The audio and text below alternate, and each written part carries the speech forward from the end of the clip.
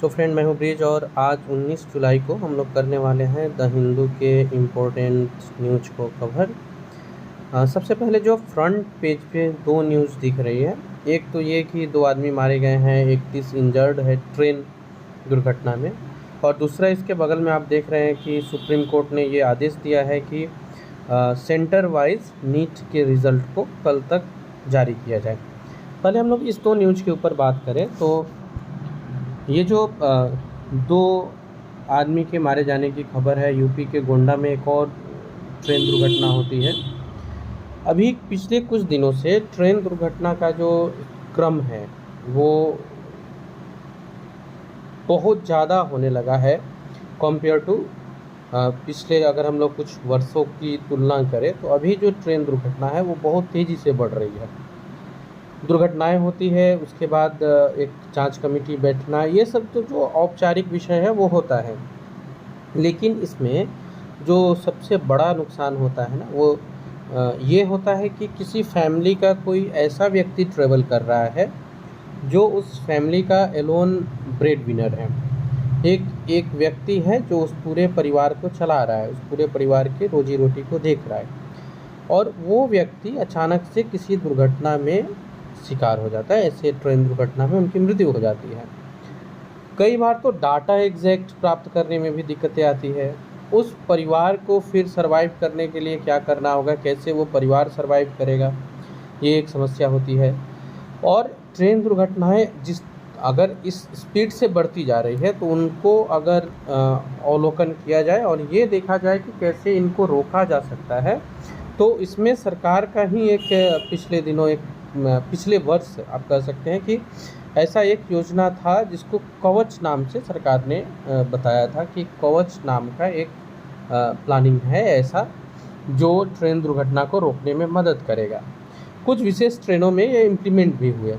अब प्रश्न ये उठता है कि ठीक है, वो कॉस्टली हो सकता है, कवच को इंट्रोड्यूस्ड करना कॉस्टली हो सकता है, लेकिन क्या एक व्यक्ति के मारे जाने या फिर किसी के घर का ब्रेड विनर चला गया, इससे ज़्यादा कॉस्टली तो नहीं हो सकता है।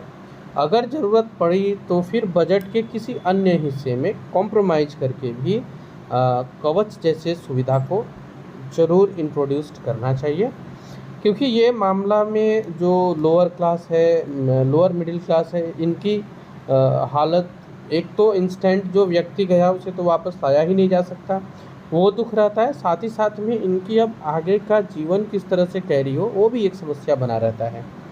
तो ये ट्रेन दुर्घटना को लेकर के सरकार को प्रॉपर जांच के साथ साथ इन सब विषयों पे काम करना चाहिए। इसी पेज पे, फ्रंट पेज पे ही आप एक न्यूज़ इसके बगल में हम लोग चर्चा करेंगे, जो public centre wise NEET result देने के बारे में सुप्रीम कोर्ट ने जो आदेश दिया है इसके बारे में। आप इसी पेज पे नीचे भी एक न्यूज़ देखेंगे कि 2 पुलिसमैन को मार दिया गया है बॉम्ब एक्सप्लोशन के जरिए छत्तीसगढ़ में। अभी ये चीज़ है ना, ये तो खैर नक्सलाइट एरिया है, बस्तर वाले एरिया में ऐसा घटना हुआ है, लेकिन आप बगल में एक और न्यूज़ देख लीजिए, 2 militants killed, soldier injured in, मतलब ये एक प्रोसेस सा चल पड़ा है। कुपवारा में हो रहा है ये कश्मीर में जो भी चीज़ें स्टार्ट की तरह दिख रही है, हमें तुरंत एक्शन लेकर के इन सब चीज़ों को रोकना होगा। जैसे पिछले कुछ वर्ष में हम लोग जी रहे थे, उस जीवन को वापस लाने के लिए यहाँ ये 2 विषय, एक तो जो सैनिकों के साथ हो रहा है और दूसरा जो रेल दुर्घटना, इस 2 पे सरकार को बहुत बहुत बहुत सीरियस होते हुए कुछ निर्णय लेने होंगे। अब हम लोग बात करते हैं public centre wise NEET result by tomorrow, ये एक हेडिंग्स है फ्रंट पेज पे ही। सुप्रीम कोर्ट ने कहा है कि जो नीट के रिजल्ट्स है इसको कल तक में पब्लिक करें, जारी करें, और ये सेंटर वाइज होना चाहिए, सेंटर वाइज बना करके इसे जारी करें। तो ये फ्रंट पेज पे 2 न्यूज़ थी जो कवर करने वाली थी। अब हम लोग आगे बढ़ते हैं, देखते हैं ऐसा कुछ इम्पोर्टेंट न्यूज़ मिलता है तो। एक न्यूज़ ये है कि पिछले 8 साल में 800 से अधिक हाथियों की मृत्यु हुई है केरल में। उसको लेकर के एक न्यूज़ यहाँ पे बना हुआ है, जो द हिंदू ने अपने वो फ्रंट पेज तो नहीं कह सकते, लेकिन अपने अखबार में इम्पोर्टेंट जगह दिया है। ये 800 हाथियों का मारा जाना 8 साल में। सबसे पहले इससे जुड़ा हुआ कुछ प्रीलिम्स का फैक्ट्स हम लोग देख लें तो हाथी जो है वो हमारे यहाँ राष्ट्रीय विरासत के पशु के रूप में देखी जाती है। आप पिछले 2-3 वर्षों में जाएंगे तो हाथी से रिलेटेड प्रश्न भी पूछे गए हैं, यूपीएससी ने क्वेश्चंस किए हैं। जैसे कि हाथियों का जो दल चलता है, जो झुंड चलता है, उसका नेतृत्व कौन करता है? ये मादा हाथी करती है।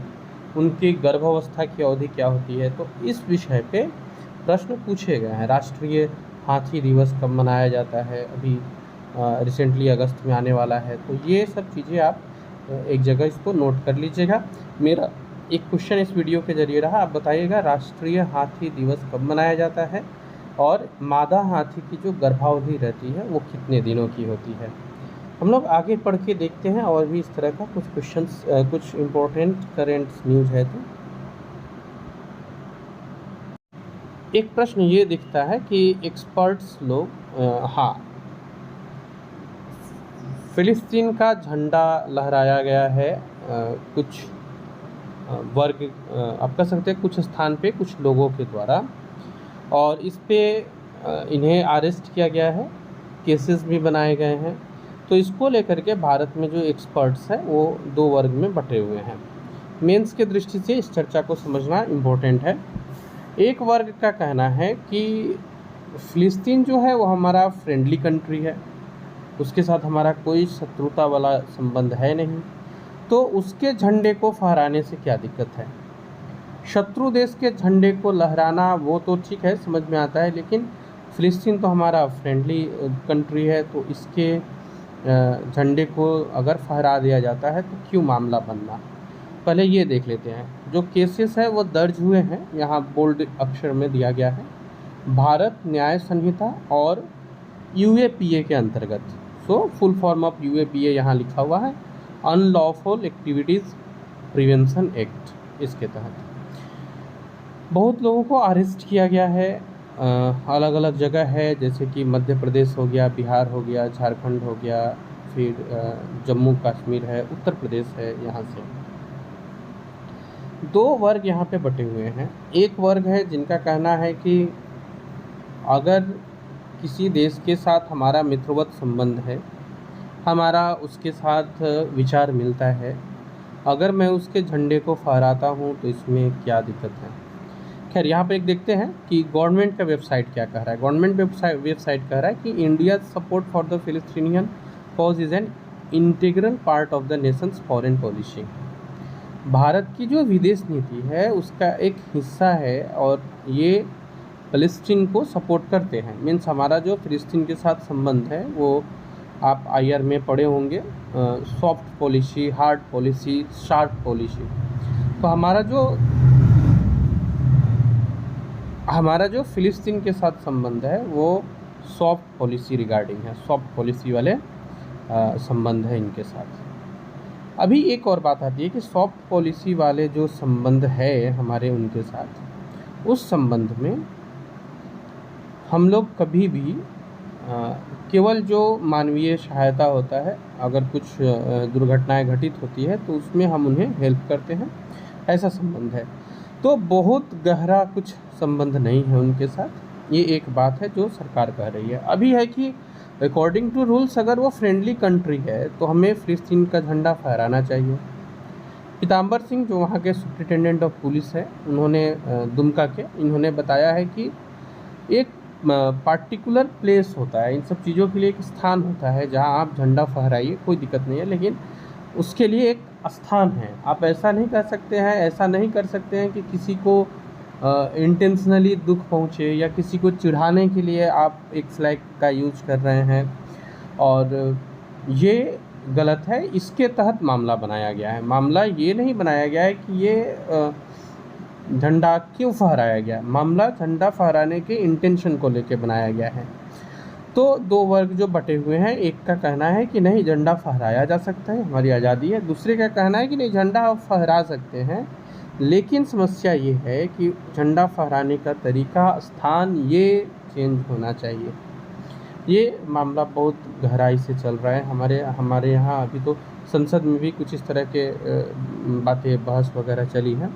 तो आप इस पे एक क्रिटिकल एनालिसिस टाइप का जो लिखने के लिए आता है मेंस में, वहाँ आप इसका मुझे लगता है कि इस तरह के प्रश्न बनेंगे और वहाँ आप इस तरह से चीज़ों को लिख सकते हैं। एक अच्छा उत्तर इस तरह से हम जनरेट कर सकते हैं। सो 2 वर्ग को हम लोगों ने देख लिया, दोनों वर्ग की अपनी अपनी चीज़ें देख ली और गवर्नमेंट का जो वेबसाइट है, गवर्नमेंट के जो विचार है वो भी हम लोगों ने देख लिया। अब एक न्यूज़ है कि इंडिया ने अपने सिटीजन्स को सलाह दिया है कि वो बांग्लादेश में जो इनराइट अफेक्टेड एरियाज़ हैं वहाँ खुद को अलर्ट रखें, खुद को सावधान रखें और सुरक्षित रहें। ये इनराइट अफेक्टेड एरिया क्या है और वहाँ पे दंगे हो क्यों रहे हैं? तो बांग्लादेश में जो दंगे हो रहे हैं उसकी पहली और बड़ी वजह आप कह सकते हैं वो है आरक्षण का होना। बांग्लादेश में जो आरक्षण की पद्धति है इसको हटाने के लिए विवाद चल रहा है और इसी में दंगे भड़क रहे हैं। तो भारत ने अपने नागरिकों को इसमें अलर्ट रहने के लिए कहा है। नेक्स्ट हम लोग देखते हैं, एक न्यूज़ है आपको बहुत इम्पोर्टेंट मलेशिया की तरफ से ये news, if India gives land we will work together to produce palm oil, इसको लेकर के एक न्यूज़ है। तो मलेशियन मिनिस्टर हैं दातुक सेरी, इन्होंने कहा है कि अगर भारत लैंड देता है, ज़मीन देता है, तो हम वहाँ पे पाम ऑयल उद्योग को जो ताड़ तेल होता है इस उद्योग को, इस उत्पादन को वहाँ करना चाहेंगे। भारत और मलेशिया के बीच हाल ही में जो संबंध रहे हैं वो तनावग्रस्त हो गए थे। पाम ऑयल को लेकर के भारत ने जो एक वहाँ से जो आयात करता था उसको लेकर के भी कम करना शुरू कर दिया था। तो ये जो चल रहा था पूरा एक संबंध थोड़ा सा आर्थिक रूप से सही संबंध नहीं था। इसको लेकर के मलेशियन मिनिस्टर ने बात किया है। दातुक सेरी ये कह रहे हैं कि अगर भारत हमारे साथ मिल करके करता है और अगर भारत अपना भूमि हमें देता है तो हम वहाँ भी पाम ऑयल को प्रोड्यूस करने का काम करेंगे। तो ये जो मलेशियन मिनिस्टर है दातुक सेरी, इनका आप याद रख सकते हैं। बीपीएससी कई बार इस तरह के प्रश्न को पूछ दिया करती है और मेंस के दृष्टि से ये इम्पोर्टेंट है, प्रीलिम्स के दृष्टि से भी इम्पोर्टेंट है मलेशियन मिनिस्टर। और हमारे जो एग्रीकल्चर मिनिस्टर है वो कमेंट में आप बताइएगा भारत के जो कृषि मंत्री है उनका नाम क्या है, ये आप मुझे बताइएगा। इसके बाद में कुछ बहुत विशेष इम्पोर्टेंट न्यूज़ तो है नहीं। एक चर्चा किया गया है टेक्स्ट कॉन्टेक्स्ट वाले में 16वें फिनेंस कमीशन को लेकर। अभी लास्ट टाइम जो नेट के एग्ज़ाम हुए थे वहाँ भी पूछा गया था वित्त आयोग से जुड़े प्रश्न और प्रायः ये प्रश्न बनते रहते हैं। तो एक तो प्रीलिम्स की दृष्टि से ये याद रखना है कि इस बार का जो फिनेंस कमीशन है वो 16वां है। दूसरा, इसके जो अध्यक्ष हैं वो अरविंद पनगड़िया जी हैं, इसके फिनेंस कमीशन को जो लीड कर रहे हैं। इसका जो गठन करते हैं वो राष्ट्रपति करते हैं। ये कुछ इम्पोर्टेंट प्रश्न है। यहाँ जो न्यूज़ में चर्चा की गई है वो है कि कुछ स्टेट्स का अपना मानना है कि उनके तरफ जो वो लोग जो टैक्स दे रहे हैं सरकार को, वो लोग जो कर सरकार को दे रहे हैं और सरकार जो उन्हें इस वित्त आयोग के गठन में क्या होता है, केंद्र से राज्य के तरफ जो वित्त का प्रवाह होता है, इन्हीं विषयों को देखा जाता है। तो इसको लेकर के ये रखा गया है कि वो लोग जिस मात्रा में टैक्स दे रहे हैं उस मात्रा में उन्हें पैसों का प्राप्ति नहीं हो रहा है। सो आज के लिए